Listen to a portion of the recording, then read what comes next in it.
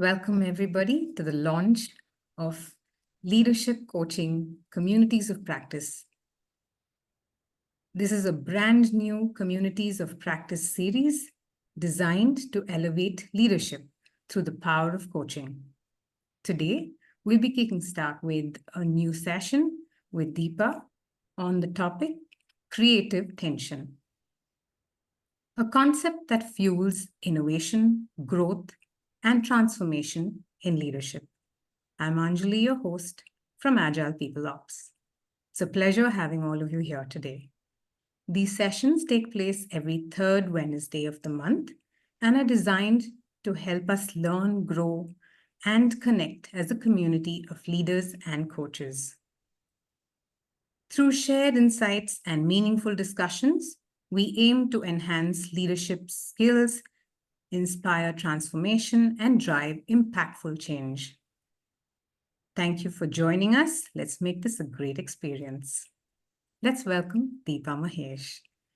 She believes in self-mastery is the key to lasting success. With over 2 decades in HR leadership at top firms like Aditya Birla, Whirlpool, etc., she grew into an ICF-certified PCC coach, blending psychology, expressive arts, and mindfulness. Through coaching, leadership programs, and corporate well-being workshops, she helps leaders align their inner and outer worlds, driving meaningful change. Please do put in your questions in the Q&A box. Feel free to turn on your cameras for today and wait for the feedback poll right to the end. These sessions are being recorded and will be available at a later stage. Welcome, Deepa. Over to you. Thank you. Thank you very much. And welcome to each one of you to this, I would say, masterclass, because a concept like creative tension to be delivered in less than an hour is like injustice to the originator of the concept. But I'm going to try my best. I'm just going to share my slides.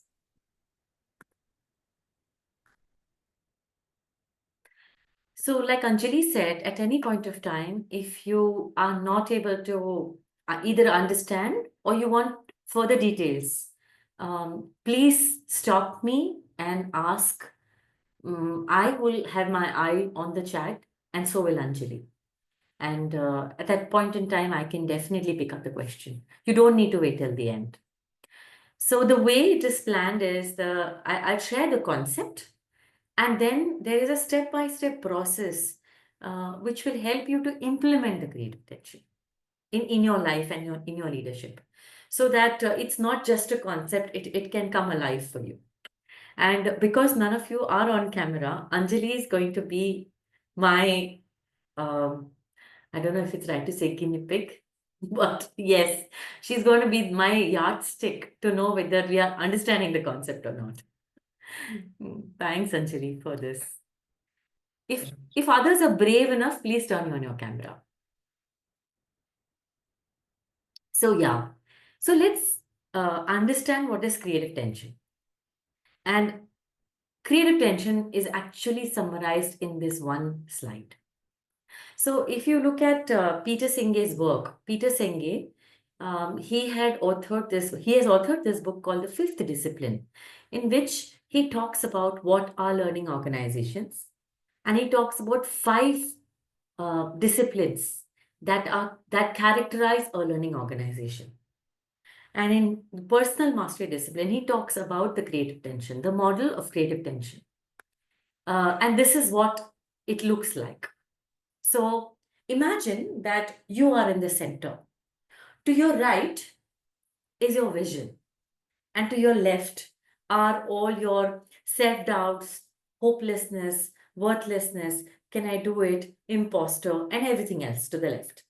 So what Peter Senge says is, we always are in between these two worlds. And he imagines that around us, if in the center is you, around you are 2 rubber bands. One rubber band is pulling you towards the creative tension or towards the vision. So imagine that you say in 2025, this is what I want to create by the end of the year. In December, on December 31st, I should have landed a six-figure job, or I should have got 10 clients, or in my entrepreneurship venture, this would have happened. So whatever is your vision, or I should have got married. So it could be personal or professional vision. So whatever is your vision, it is around you, and it is you are attached to it like a rubber band, which means that the vision, whatever you set as your vision, it can, because it's a rubber band, it can stretch. Would you know of examples where you have set a vision, you have set a goal, but you have done much more than that? How does that happen? Because vision can stretch. You can achieve much more than what you set. Yeah. So that is the to the right. Now, from where you are, where this person is standing, where he is called the current state. So from the current state to your vision state, your future state, there is a pull that is exerted. Because it's a rubber band, there's a pull. The vision pulls you towards it. And that pull is positive, and it is called creative tension. You may say, why is it called a tension? It's tension because it's not so easy. You still need to put efforts, but it's creative because you are going to create things which are in your vision list out of your own efforts. So that's why it's called creative tension. Because if there is no tension, then nothing was going to get created. It will not happen. If it's too easy, you'll not put efforts to it.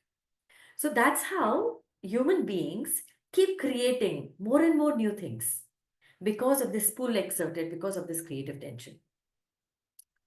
And that's what makes you as a human being expand, as a leader expand. You create more, your team creates more, and all together the organization creates more. So the journey from your current reality towards your vision is the creative tension. If life was so simple, if it was unidirectional, it would have been like heaven. But it is not so. Because always there is an opposing force exerted on us at the same time. If there is a day, there is a night. If there is a breathing in, there is a breathing out. We are always in this world of polarities or the opposites, the pull of the opposites. So let's see here, what are the opposites here? Okay. Now, the opposite is all those things which do not allow you to go towards the vision. Now, this could be, I'm not good enough. I can't do it. My team is not good. I'm not good in coaching. Oh, how am I going to do it? All those worthlessness thoughts, unworthiness thoughts, all those thoughts which make you feel powerless, all your fears, all your limiting beliefs come in this category. Now, this category is pulling you back. So, which one is going to win? Which force is going to win? Would the vision force win, or would the opposing force win? You can type your responses in chat, or you can unmute and speak too.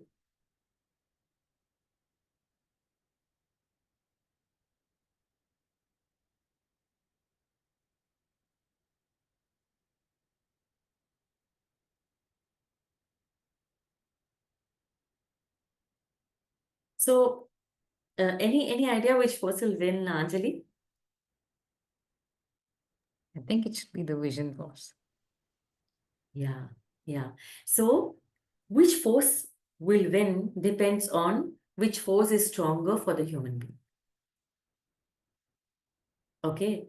For example, if your vision force, if you fully breathe in your intention, your energy into the vision and say, come what may, I'm not going to listen to my fears. I'm going to achieve it. Your vision force is powerful, and therefore that will win. But if you're used to believing in your fears, believing in your limitations, and if that force is more powerful, however strong your vision force is, that is going to win. Yeah. So the whole game or the whole deal, and that is why the opposing force is that is tension, but it is called emotional tension.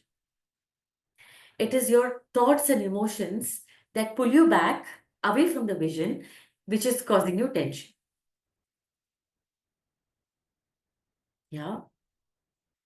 For example, uh, you want to buy a new house. You've seen a house, a dream house.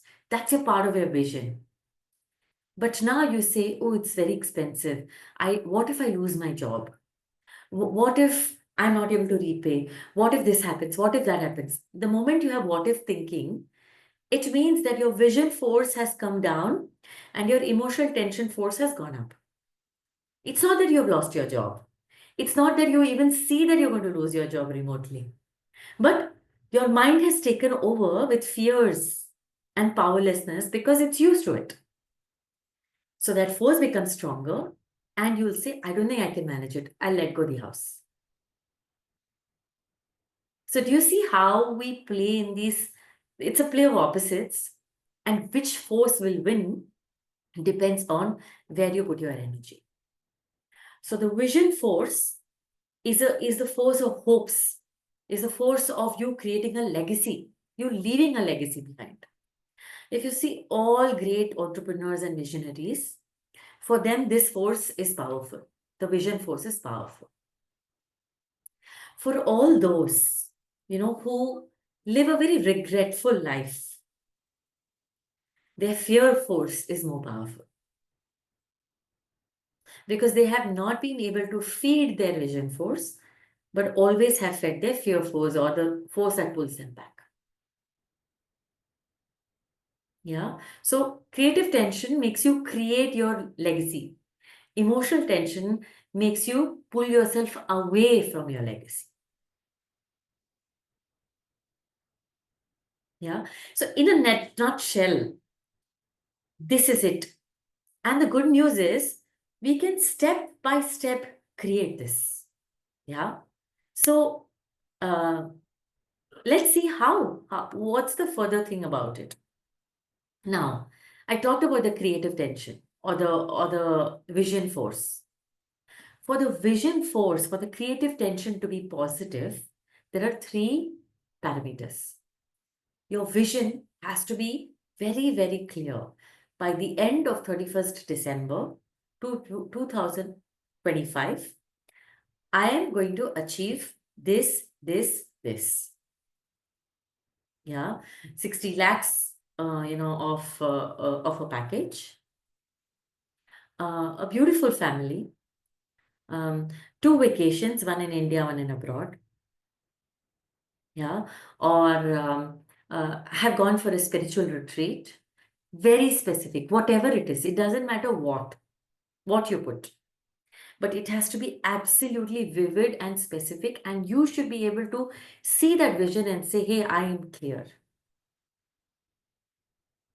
The second is I can see how can leaders manage emotional tension within their teams to manage. Yes, Paul, I'm going to come to emotional tension in great detail. So you'll get the answer to this. Thank you for asking. So vision, one is has to be very clear and vivid. The second is it must be compelling and desirable. You need to want to achieve it. You need to want, there must be a pulling force to move towards your vision. And the third is you need to believe that I will be able to achieve it.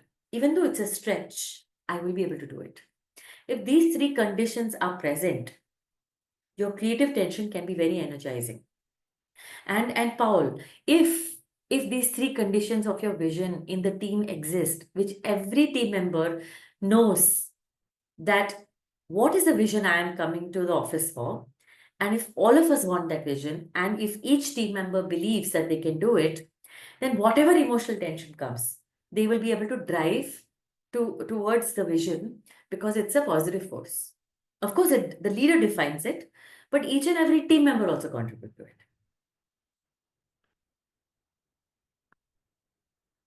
Yeah. Now let's look at emotional tension. From where does emotional tension come? What is emotional tension? Basically, all your internal conflicts. Yeah, can I do it? But I did it like this last time, this time. All your team members could go through these internal conflicts. Am I good enough? Can I do it? Will my boss like my work? Okay, am I capable of this? But I'm not from a premier business B school. Will I be able to do it? Will my boss like it? Will my peers like it? What will they think of me? All those inner conflicts, inner chatter. Yeah. Or there are so many, team members who are constantly feeling psychologically discomforted. There is an overwhelm. There's anxiety. There's too much stress. There's a burnout they're experiencing. When this happens, the emotional tension is very, very high. Third is there's a lot of trauma that they come with. Now, the organization is not responsible and accountable for it. But this is people's reality that they do have unresolved stuff. They could be having unresolved inner material coming from back home, what's happening at home, and also their own temperaments, how they are predispositioned. There are 4 temperaments. A sanguine temperament employee is a very fleety person. They'll not finish tasks, but they're very cheerful and happy. Whereas a choleric temperament person is a taskmaster. Will finish everything, will almost like can go to the overuse of being a tyrant. Okay, so a sanguine will say, let's do it tomorrow. A choleric will say, right now, right here. It's a very opposing personality. A phlegmatic will say, it'll happen. Don't worry. How he doesn't know, but it will happen. A melancholic will say, oh my God, there is so much work on me. How am I going to do it? So you see, the same thing, the 4 people will behave very differently. And this comes from the way, from our predisposition, right from birth. So this cannot be changed, but as consciousness increases, the employee can moderate it. A melancholic can be taught how now not to whine about everything. A choleric can be taught how not to be a tyrant. A sanguine can be taught how to manage their work and work schedules. A phlegmatic can be taught to be serious. Okay, so these are different ways of emotional tension. Yeah, and in my work as a leadership coach and as a leadership facilitator, I have found all of these as reasons of emotional tension. Yeah. So I know these can be many, but I just thought it's my responsibility to share what all can contribute to emotional tension. So if you are a leader and you are experiencing your employees in a certain way, maybe they're going through emotional tension. Yeah. And as a leader, it's your responsibility to set a culture where they can openly share with you so that you can resolve it. So all of you go towards the vision. Yeah. So one is unresolved emotions back at home or back in their life, which is the first element of I'm just going to point to yeah. Then you have limiting beliefs. So a lot of us carry limiting beliefs, yeah, which are negative thoughts which are automatically running. For example, I have seen leaders, and team members who, the moment they get a new task, especially when you've set a new KRA for them, their first reaction will be, this year, though, I'm going to get met expectation only. I don't think I will get exceeded expectation. They've already predestined and pre-decided because there is a limiting belief that is operating in their mind. For sure, they will exceed their expectations. But that is the first thought. So that first thought exerts an opposing force towards the vision, away from the vision. Yeah. The third is negative self-talk. Because of the limiting belief, there's a negative self-talk. I'm always very critical. Oh, I don't think I can do it. And attached to that is perfectionism. I'm constantly dissatisfied and therefore exhausted with my efforts because it is never perfect. And perfection is a myth. So, and because it's not perfect, my inner self-talk is always negative, and my limiting beliefs are reinforced. And that leads to a fear of failure and rejection. I feel always like a failure. And I'm always insecure. I'm feeling unworthy. I'm feeling unworthy. Now, this relates, then what this triggers is validation. Then I want external validation. My boss has to validate, or somebody has to validate me. That leads to unmet emotional needs. And when that's not met, there's overwhelm, there's procrastination. I don't do tasks because I'm so scared of fear of failure. I'm so fearful of failure. And it's a loop. And it's a complete loop. A lot of time this loop causes anxiety. And a lot of people then have to go to a psychiatrist for help. Because anxiety is so much that a lot of times it leads to depression and they can't get out of bed. I'm talking about the extreme scenario, but it's really extreme at a certain point. But it's always a spectrum. It starts somewhere, and when the needs are not met and same thing repeats again and again and again and again, it leads, finally to a catastrophic end. Yeah. So these could be reasons of emotional tension. There are several reasons of emotional tension. Like I said, share right now. Yeah. So, Paul, at this point of time, do you have any question? As we now see what are the reasons.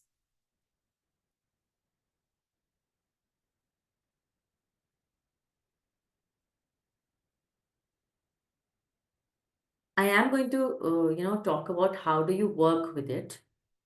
So the first step, to work with this creative tension, in my practice as a coach and in my erstwhile leadership role, I have used this to really work on achieving great results. And almost this is the step. These are the steps I have followed. So what's the first step? Clarify your vision. In our organization and even in the HR team that I was, every year the vision would be very clear. Not just the overall vision, but how each one of us contribute to the vision is very, very, very, very clear. Same way in your own personal life also. What is your vision for yourself? That has to be very clear. Your leadership vision and your personal vision, both are important. And then look at where are you standing right now? Because you want to estimate what is the gap between where you are and where you want to go. So do an honest assessment of on those parameters, where am I right now? What are my strengths? What are my opportunities? What are my goals? What are my explorations that I've done in the areas that my vision lies? For example, I may want to enter into entrepreneurship. I'm in a leadership role. But in my current state, I have no idea about entrepreneurship. So in my current state, that's what I would say. I have zero knowledge about entrepreneurship, but in my vision, I want to jump into an entrepreneurship venture. It could be so. Or your empty member could say that in my vision is to go to the next level. But in my current state, I have no idea how I'm going to go. That could be an honest assessment. When you do an honest assessment and of the vision and your current reality, you will be able to see the gap. And the third step is to bridge that gap. What are the small and the big actions that you can take? For example, who are the stalwarts or influencers in the area of entrepreneurship? Okay, let's say when I Google, I say Simon Sinek is one influencer. Okay, what is his book? What are the books that he has authored? Yeah, start with the one. Okay, so then let's order it and let's start with reading the book. So these are small and big actions you take to go from your current state towards your vision state. And at this step, you are alone. You have to self-motivate yourself because it is your vision and it is your current state. And of course, you can have partners in progress. A lot of people can help you, but you need to go to them and say, for this, I need your help. For this, I need your help. For this, I need your help. And that's how you can go towards that. Yeah. Then the next step is to regulate your emotional tension. How do you do that? First of all, assess. Where are you? Which particular type of emotional tension impacts you the most? Is it limiting beliefs? Is it emotion? Is it perfectionism? Is it my imposter? What is it? Okay, identify that. And second is to work on that. Just assessment is not enough. You have to work on that. So you can engage a coach or work with a therapist and work on that. Many organizations have in-house counseling services. If your team members are experiencing any of these emotional tension parameters, you can either engage a coach. Any ICF trained coach will be able to help you with it, or you can seek out a counselor's help. To work on it, depending on what is the issue, what is the aspect of emotional tension that you or your employee is going through. And the last one is to challenge your beliefs. If I'm saying, what if, I lose my job? I have to challenge it and say, has it really happened? Are you seeing that it's going to happen? Has your boss ever told you? Is the industry going through something? If all of them are no, that means it's an assumption. You have to uproot that assumption, because a limiting belief is a false assumption. You're imagining it to be true, it's not true. Yeah. So that's about regulating emotional tension. And the fifth one is to install reflective practices, which means having a routine, having a rhythm. It could be the silence, pause, contemplation, or it could be your physical training, your running, anything that helps you to slow down your mind. Because mind is racing at a speed, and then you can't think or contemplate. You need to silence your mind. And you can't do it when your mind is running at a fast pace. You need to do it at times when the mind is kind of silent, maybe when you wake up or when you sleep. So that other times when you are raising, it's like a bank. You have deposited all of that at the bank. So when you need it, you can withdraw it and use it. Yeah. So how can leaders encourage team members to embrace creative tension as a positive force? Yes. So for a leader to enable this, the leader has to be very clear about the vision and keep reinforcing it in every team meeting. Because every team member needs to know the why of what they are doing. And let me tell you, team members forget, because what they are chasing is their work lists. Every morning they'll say, these are the tasks I need to do. So they are chasing tasks and they're ticking off tasks which are not done. And they go back home saying, oh, these tasks are pending. So when they're chasing the task list, they forget the vision of why this task list has come in the first place. So the leader's role is to ensure that this is the vision that we all are gunning towards. Now, as an HR team, our vision was to fulfill or support the strategy of the organization. So my HR leader, used to always remind us what is the strategy. And therefore, HR is supporting the strategy. And therefore, each of our role is important. My role was, I was the culture head. So I have to design culture interventions so that the organizational strategy is met. I have to ensure that my employees are engaged so that the engaged employee delivers the organizational strategy. So this connection, my manager, my leader, HR leader used to always keep emphasizing on. That is what leaders can do to encourage the team members to embrace, creative tension. Paul is asking, what strategies can be employed to maintain a balance between creative tension and team cohesion? Actually, if the team leader is re-emphasizing the vision and the why, that leads automatically to team cohesion. Let me give you an example. So I was the head of culture. We had head of compensation. There was business HR and admin. So, and there was one more vertical, which is retail HR vertical. So what my leader would do is we would have a common review meeting. In the common review meeting, we would always discuss what is the overall HR strategy and how have we performed in that month. Each one would come and present. So we all know how each one contributes to the strategy, to the overall strategy. Now, if let's say I fall back on one of the deliverables, my other team members would say, I can contribute this. So automatically you can see how team cohesion is happening because we are all working towards that one vision, which is supporting the organizational strategy. So team cohesion automatically happens. Is it clear, Paul?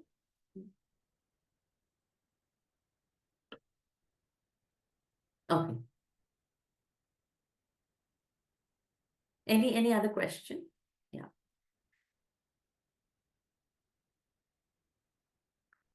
How can teams use creative tension to drive innovation and continuous improvement in their projects? Yes, great. So actually the core of creative tension is the pull. And I just want to go back to the visual. If you see this visual, Sumit, this human being is turned towards the vision and away from the opposing force. So this goes to say that a human being naturally wants to expand and grow. And innovation is all about that. Innovation is about expansion and growth. So if there is a culture, if the culture is that of innovation, and if innovation is available as a culture in the organization, it is very easy for employees to tune into that culture of innovation. Now it depends on overall, is that a culture or yeah. So the creative tension principle is that the vision has to be very clear. So one of the elements in each one's KRA could be innovation. In certain organizations, innovation has a particular weightage in people's KRAs. X percentage of your KRAs, 5% of your KRA, you should have innovation. And innovation not as an end result, but you should have worked towards it, which means idea generation is the first step. You should have given ideas for that innovation to occur. Or you should have tried out certain continuous improvements. Factories have this continuous improvements. So you should have tried out certain continuous improvements that can lead to innovations, and you have a weightage in your KRA. So everything is not about creative tension. It is also processes that you can install in the organization. Does it make sense to me? Any questions further? You can unmute as well.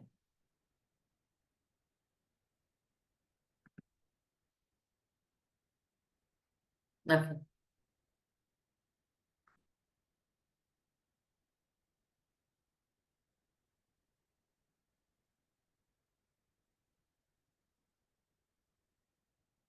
Yeah. So now that you've understood the principles, um, you know, how can you craft your vision statement, your vision state? So here are certain what do you call guiding questions that you can use. Either you can do it right now, or you can take a screenshot and feel free. These are guided journaling questions. By December 27, I would be a dash and lead a team of dash members who are known for their dash. And you can keep filling it. Yeah. By 2027, I have added dash skills to my expertise. And that has enabled me to do what? To do something. And with my values of dash, I'm managing my team. Values are generally stationary. I mean, they don't change. but it's important to clearly articulate what my values are. It's very important to do that. Because vision has to be very clear, vivid, and specific. This is an example. My team describes me in 2027, my team describes me as a leader who is dash. Like if I were to answer 2027, who is authentic, who is powerful, who's a visionary. That is how I would answer. While my stakeholders value my dash approach, authentic. That would be my answer. So when you fill it, you'll exactly know what kind of a leader you are and you want to be. Now, you're crafting your vision state for 2027. And when you draw your current state right now, you'll know what's the gap.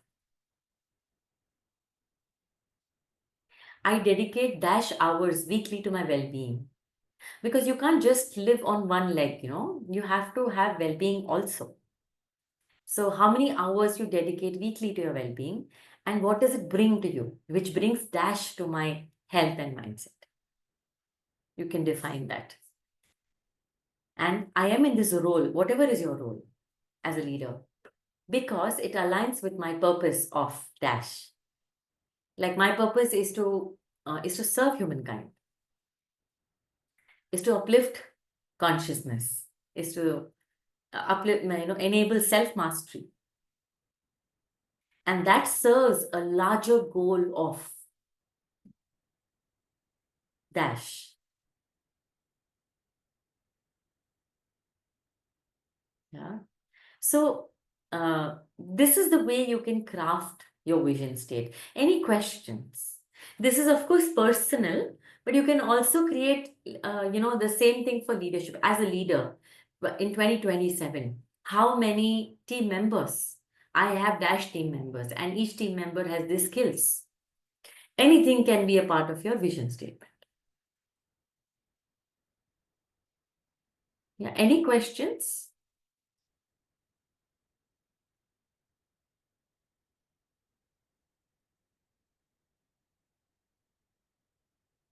Okay. And now you do a current state assessment. You've done your vision. Now you say on these parameters. And I've also given the description. Yeah. What is my assessment on a scale of 1 to 10? 1 being currently I'm low, 5 being I'm medium, and 10 being I'm high. So if you're low and you assess yourself as low on that parameter, you know you have a long way to go. And if you're 10, you know you're there. If you're 7 and above, you know you are kind of there. If you're 5 and below, you know you have to do a lot of work. But at least you're aware of it.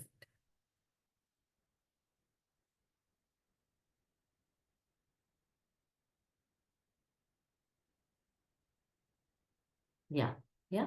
So just look at these professional influence, strategic decision making, mentorship and development, aligning with values, network and ecosystem, career achievements.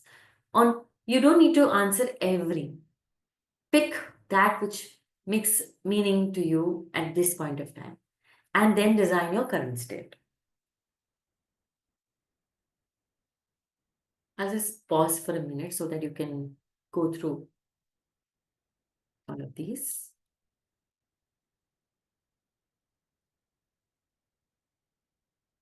You could even do on the same parameters, current state and future state. That also is possible.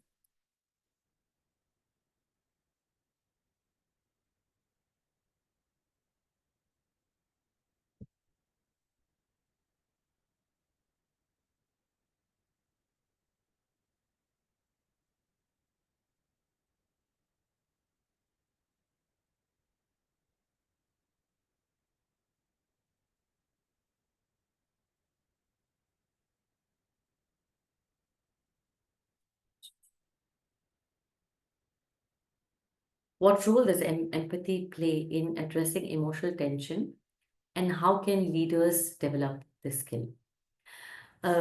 Extremely good question. Yeah. And, you know, actually, this was a self-assessment with respect to emotional tension. What triggers me? Yeah.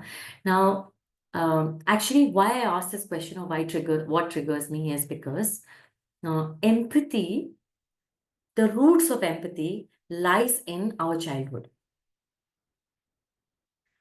If we have experienced empathy, we know what is empathy, we have felt empathy, we have sensed empathy, we have experienced empathy, and therefore we can offer empathy. But let's say in our childhood, we have experienced abuse, we have experienced emotional trauma, we've experienced, let's say alcoholic household or a very traumatized childhood. We have experienced, parents telling you're not good. And parents don't tell it because they want to criticize you, because they want the best for you. But they don't know how else to tell. But it depends how the child takes it.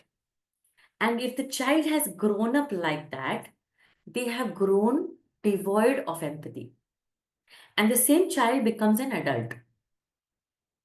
And the same parent becomes their boss or their manager. Because the parent who was the authority figure has now become the boss, which is also an authority figure. So the relationship that they have had with their parents, they play the same relationship in the workplace as well. Yeah. And they become subservient to that authority figure. They lose their sense of boundaries. They lose their sense of empathy. So it's a very complicated answer I'm giving you, but the root of empathy lies in your childhood. Yeah. So what can leaders do to encourage and to make employees feel empathetic? First of all, know what is empathy. I have seen people paying lip service to empathy, and empathy saying, people say empathy is not sympathy. So what is empathy? Nobody can define it. Because empathy can't be defined. It can be felt. It's a felt sense. It has to be felt. And you cannot feel it until you have experienced it in the pure sense. In the purest sense. So the first role of a leader is to know and feel what is empathy. Yeah. And empathy is when I see, for example, okay, I'm just going to see today what happened was I have this lamp next to me and the lamp's wick. Can you see this burnt leaf? Yeah. The lamp's wick burnt the leaf. I was in a session, I didn't see it. When I saw it, my heart, it sank. Because if this had life, and this has life, I burnt it unknowingly. This is empathy. Okay? Whereas I know of people who will say, this is just a plant. What difference does it make? So on the other end of the spectrum is insensitivity. And don't care. So many people I've seen, even adults, and say, I don't care. Do they really know don't care? I don't agree. They just don't know how to express empathy. They're confused because they have not seen role models who empathize. So first of all, as leaders, please know what is empathy. And when you have any of these triggers, it's very hard for you to know. And we would have any of these triggers. Any or many. I had all of them. I actually had all of them. Now I have it less because I have a therapist, I have a coach, I have a spiritual teacher. So I do so many things, and therefore a lot of these are not there or are at lesser degree. But to feel empathy, you need to, to be empathetic, you need to feel what is empathy, and you need to really feel for things. Now, when you go to the, when you go just nature, Mother Nature teaches you empathy. So you want to learn empathy, please go to Mother Nature. Spend 5 minutes every day. You will learn what is empathy. I used to have a client, they asked me the same question. So what I used to do is ask them to lie on the floor, yeah, with their hands like a starfish, your hands and legs spread out, and imagine that Mother Nature is holding you. So you can let go all your tension and just lie down. Okay? That was my training for empathy for that leader. How many times we let go? But you can let go because Mother Nature will hold you. You're anyway standing upright. So these are simple things to learn empathy. And I'm not giving you jargons. I can give you, but this is simple. And also understand that a leader is a human being first. A leader does not have two horns. They are just a human being with a role and the power and the authority to transact business. But they are the first a human being. And that's my long answer to a short question.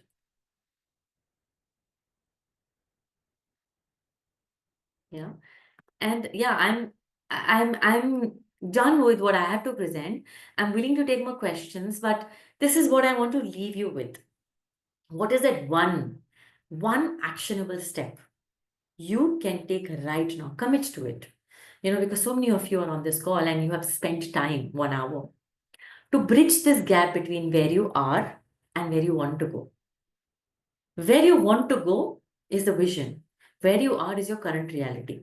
In your current reality, you have things pulling you backwards. Either you can say, what is that one thing I want to do to go to the vision, which means make your vision clear, or one thing to get out of my emotional tension, which is pulling you back. Just take this one action, identify this one step. And if you can share, in the comment, I would love to read it.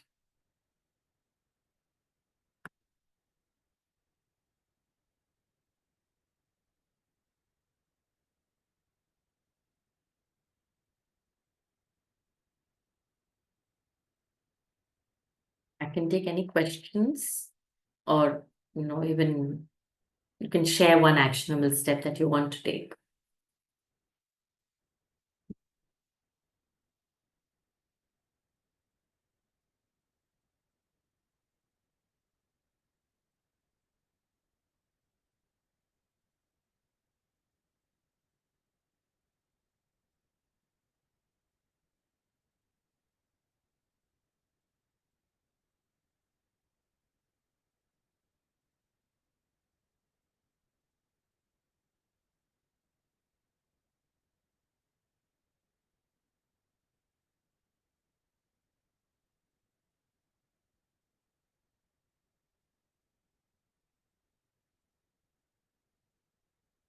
What are some effective team building activities that can help foster creative tension in a positive way?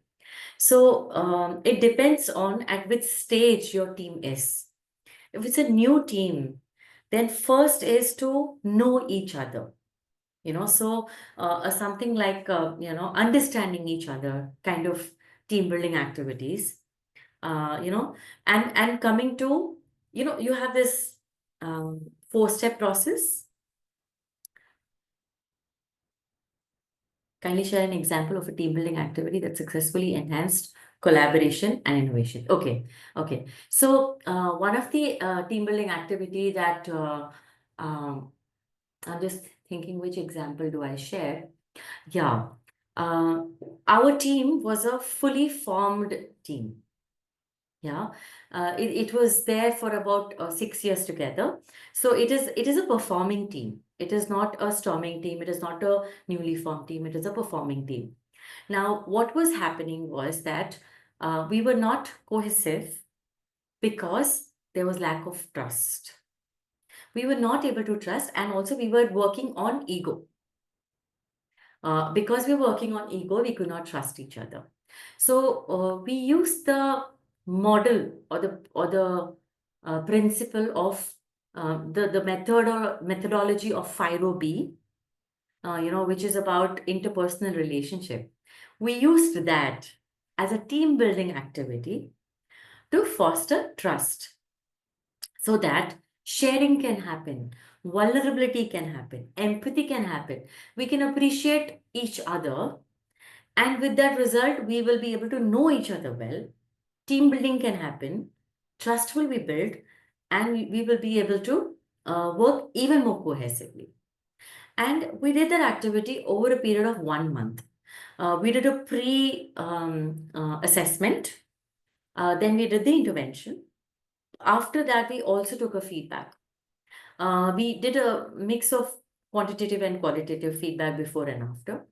And what we realized that the engagement scores of the HR team went up significantly after this intervention. And how? Because everybody trusted the manager, but amongst each other, we were not trusting each other.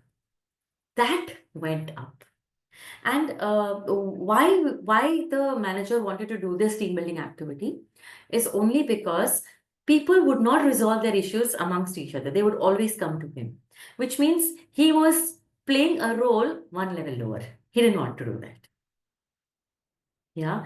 So this is a team building activity for a performing team. A team building activity for a just formed team is about getting to know each other, is to know each other and also come to norms of now that we are formed, how are we going to work with each other? What can we do? What can we not do so that we work cohesive? Yeah.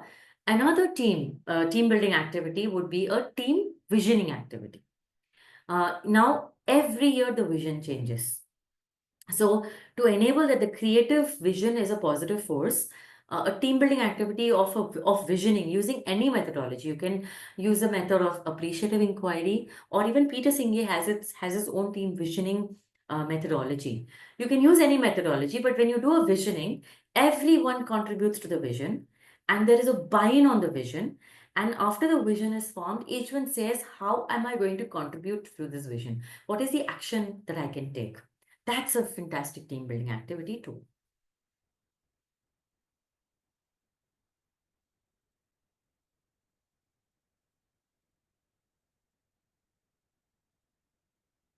Actually, innovation is a byproduct of collaboration and cohesion.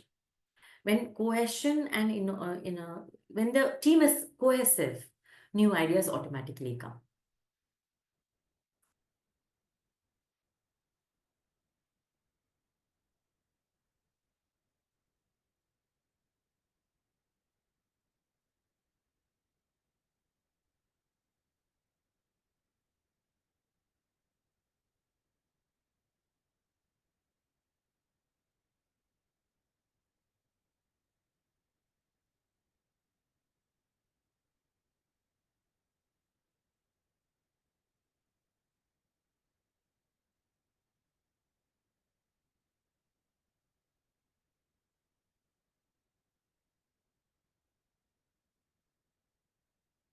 There are no more questions.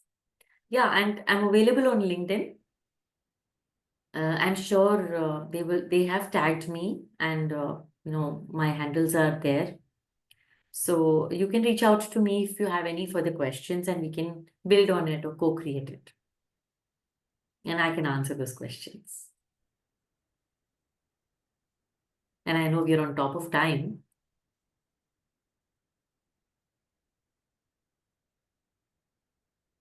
Thank you. Thank you so much, Deepa, for that lovely session. I thoroughly enjoyed it. I'm going to look forward to all of your sessions here on. So please stay tuned, everybody. We will have her every third Wednesdays. Yes. Thank you so much, ma'am, for that insightful session. Thank you. So we have a few announcements to make before we leave. The next session will be the team coaching sessions, and it's on your screens right now. It will be hosted by Himani and Naveen. So this will be on the 26th of February, same time. The QR code is there, or you can use the link in the chat box.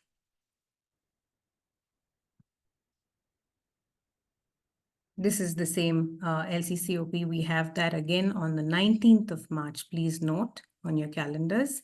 The same time, stay tuned and reach us out. Every third Wednesdays of the month will be the leadership coaching community. And the fourth Wednesday will be TCCOP. Please note that on your calendars. Thanks. We also have in store for those who are ready to elevate their coaching skills. Register here for a certified professional team coach course. There will be a discount available as well. There again, you have the QR code.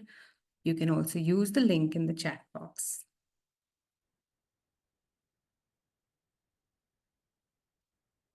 Then we have our LATAM speakers. They're not left out. We have Pablo Sandra. She would be helping us with Power BI.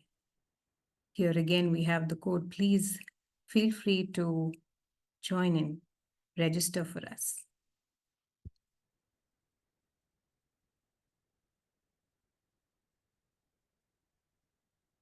Don't forget to join our global communities on LinkedIn group. You'll get your updates there as well. And you may find like-minded people there. So please do join in and register there. These sessions are also going to be uploaded on YouTube channel APO. So please stay tuned to see that as well. You'll have a feedback poll to be filled in right now. Please fill that up. It's very valuable to us. So stay motivated for more of these lovely sessions. And we'll see you soon.